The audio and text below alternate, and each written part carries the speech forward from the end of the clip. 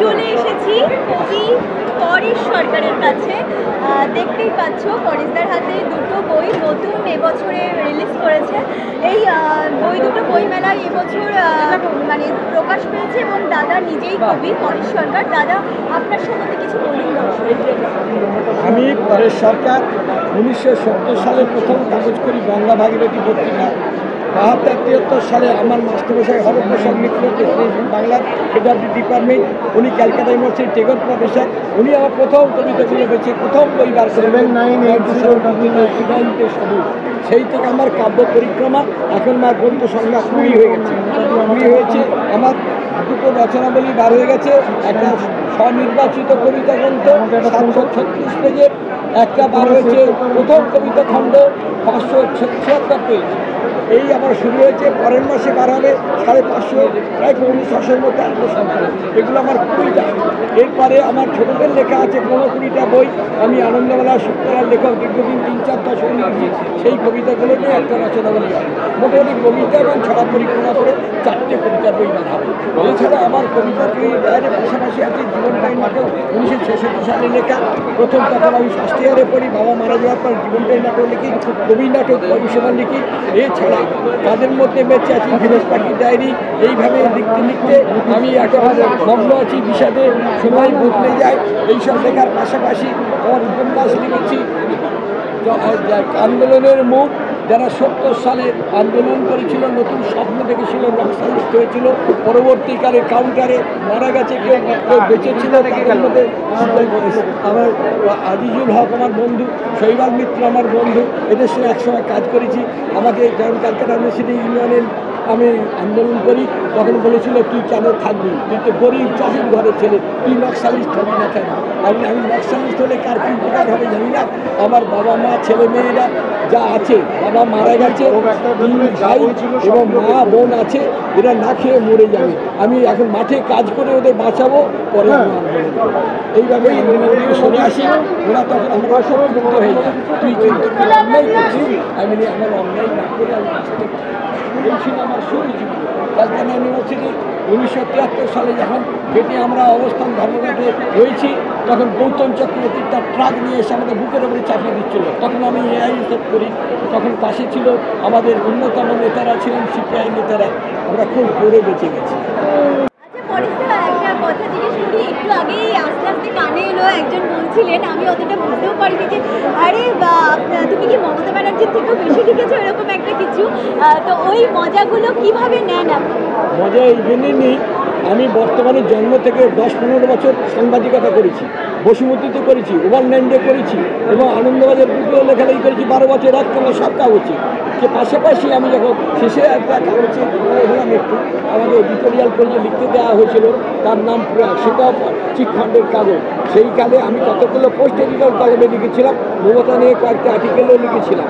তারপরে মমতা সেটা নজরে পড়ে, বুদ্ধদেববাবু তখন আমাদের প্রয়াগ কাগজের খুব ভক্ত। সেই সময় আমি একটা বই লিখেছিলাম 200 টিশার্ট, মমতাকে উৎসর্গ করেছিলাম, তসলিমা নাজকে উৎসর্গ করেছিলাম। তখন উনি দলটা করেননি, তারা ওর বাড়িতে গেলাম, বইটা উদ্বোধন করি, আগে ওনাকে দিলাম, দেওয়ার পরে উনি আমাকে হাত ধরে নিয়ে ভালো বসালেন, আমাকে চা খাওয়ালেন, মমতা ব্যানার্জি নিজে সুদীপ এখানে খাওয়ালেন এবং সুদীপ বন্দ্যোপাধ্যায় সে আলাপ করে দিলেন এবং বললেন সবাই আমাকে ঠিকই ধরে পিটছে, আপনি কেন উৎসর্গ করলেন? আমার মনে হয়েছে যে আপনি সেই নারী যে পশ্চিমবাংলার এই অবস্থা থেকে মুক্তি দিতে পারে, আপনি আগামী দিনের নেত্রী হবেন। আর তসলিমা নাসরিন বিদেশে থেকেও এখনো লড়াই করে যাচ্ছেন মহিলাদের বিরুদ্ধে। এই জন্যই আপনাদের ভিতরকে 100 টাকা বই উৎসর্গ করেছি, 2 নারীকে। তখন উনি খুব খুশি হলেন যে আমি অন্তত খুশি যে একজন মানুষ আমাকে একটু সম্মান দেবেন, বলে আমি সম্মান দিচ্ছি না, আমাকে সম্মান দেবো, তার পরিবার এবং আমাকে এই কথাগুলো বলার পর আমার কাগজের বন্ধুরা যারা সাংবাদিক ছিল, কাগজ চালাতে, বললো আপনি পাগল হয়ে গেছেন, নাহলে একটা পাগলির জন্য এত কথা বলছেন কেন, উৎসর্গ করলেন কেন? আমি পাগল হইনি, আপনি 12 বছর পরে এই পাগলামির অর্থটা কি বুঝবেন। তারপরে 1912 সালে 1911 সালে আবার পুরস্কার জিতে এলে, ইলেকশনের পুরস্কার জিতে এসে গভর্নমেন্ট এলে, তাদের জিজ্ঞেস করেছেন আমি কি পাগল না আপনারা পাগল ছিলেন, উত্তর দিতে পারেন।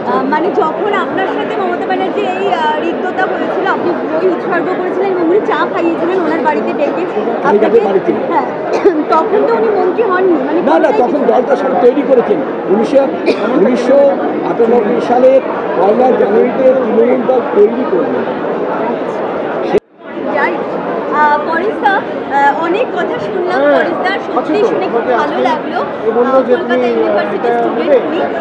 এবার পরিস্তাকে বলি তার স্বরচিত একটা কবিতা পাঠ।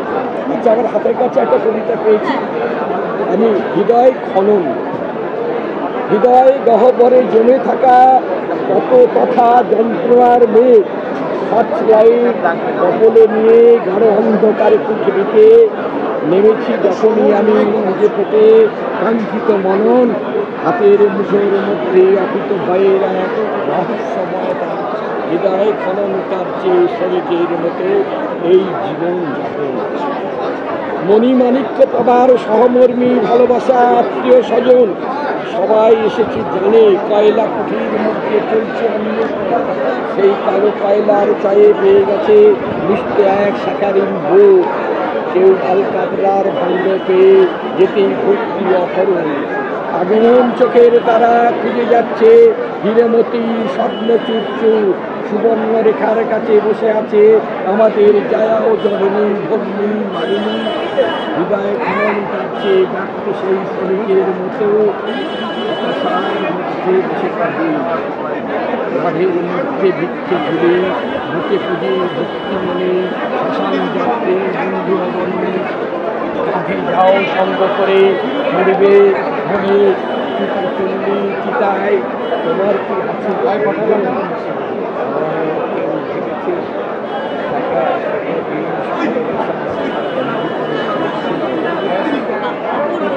সত্যি খুব সুন্দর। আমি দেখছিলাম লেখনী এবং তার কথন মানে ভাষায় সত্যি কি প্রকাশ করবো বইগুলো কত মানুষের মধ্যে কত ভুল আছে। আমি পরিস্তাকে দেখছি আর ভাবছি। আর পরিস্তার কথায় এটা উঠে এলো উনি চাষি পরিবারের ছেলে। বাড়ি কোথায় পরিস্তা অরিজিনাল? আমার হচ্ছে আমতলা থেকে ভেতরে আলিপুর বলে একটা গ্রাম আছে বিষ্ণুপুর থানার দক্ষিণ 24 পরগনা, একেবারে কৃষি অধ্যুষিত এলাকার। আমি আমার জেলায় প্রথম গ্র্যাজুয়েট আমার গ্রামের। তখন ওই জেলায় কেউ গ্র্যাজুয়েট হয়নি 1969 সালে। এই গ্রাম থেকে একেবারেই অশিক্ষিত অনুন্নত মানুষ, চারিদিকে বর্গক্ষত্রিয় চান্ডাল, তারপরে মুসলমান ধোপা, এদের সঙ্গে বসবাসের মধ্যে আমরা সেই জীবনযাপনের সঙ্গে মানুষ তাদের কথা আমার সাহিত্যের মধ্যে দেখি, তাদের পাওয়া না আমার কথা। ওইখান থেকে পড়াশোনার প্রতি এতটা আগ্রহ তৈরি হলো কি করে? এটা কি বাবা মা এনেছিল না আপনার নিজের থেকেই এসেছে? বাবা মা এনেছিলেন। বাবা ফার্স্ট ইয়ারে পড়াকালে 1966 সালের 5 নভেম্বরে মারা যান। তখন আমি ফার্স্ট ইয়ার হিস্ট্রি নিয়ে পড়াশোনা করি বিবেকানন্দ কলেজে। পড়াশোনা ছুটে যাবার মতো আমি টিউশন করতাম প্রতিদিন 10-12 কিলোমিটার হেঁটে হেঁটে। তখন আমার 2 ভাই, আমি, মা আর বোন 5 জনের সংসার চালাতাম টিউশন করে করে। আর এই হাঁটাহাঁটি করে আমি সিটি কলেজে পড়তাম। গ্র্যাজুয়েট হওয়ার পরে সিটি নাইট আনন্দমোহন কলেজে, ওখান থেকে আসা মানে বিরাট দূরত্ব, 3 ঘন্টার কম আমি পৌঁছাতে নাম আসতাম না। তারপরে আমি একটা স্কুলে শিক্ষকতা করেছিলাম, মিশনারি স্কুলে শিক্ষার সঙ্গে। সেখানে আমি বিতাড়িত হলাম। তখন আমি সিপিআই করতাম বলে শিক্ষক আমাকে তাড়ালো। আমি শিক্ষকতার ত্যাগ করলাম, করে এসে ক্যালকাটা ইউনিভার্সিটি ফার্স্ট ইয়ারে ভর্তি হলাম 1973 সালে। তারপর ওখান থেকে ক্যালকাটা ইউনিভার্সিটি আমি 1975-এ MA করেছি। ক্যালকাটা থেকে LLB করেছি। রিসার্চ করতাম হরভূষণ মিত্রের কাছে। আমার কপাল খারাপ,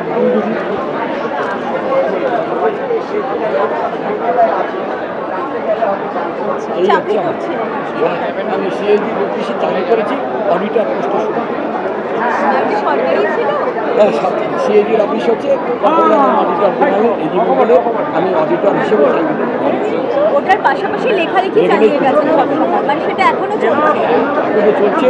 আমার লেখার উৎসাহ দেখে বিকাশী বন্দ্যোপাধ্যায় সাংবাদিক সম্পাদক, সঞ্জীব চট্টোপাধ্যায়, শীর্ষেন্দু মুখোপাধ্যায় এবং আমার খুব কাছের বন্ধু ছিল আবুল বাসার নায়কের স্বামী। এদের সঙ্গে আলোচনা করতে সভাপতি সুন্দর ছিল। সেই সময় থেকে বেশি লিখে লিখে সাহিত্যের কাজের মধ্যে আমি বেরিয়েছিলাম। এই হচ্ছে আমার জীবন। অসংখ্য অসংখ্য ধন্যবাদ পরেশদাকে, পরেশবাবুকে, যে এত সুন্দর মানে ওই রকম রুরাল অঞ্চল থেকে উনি পড়াশুনো করে তারপরে আজকের দিনে উনি চাকরির পাশাপাশি চালিয়ে গেছেন। Thank you so much. আপনাদের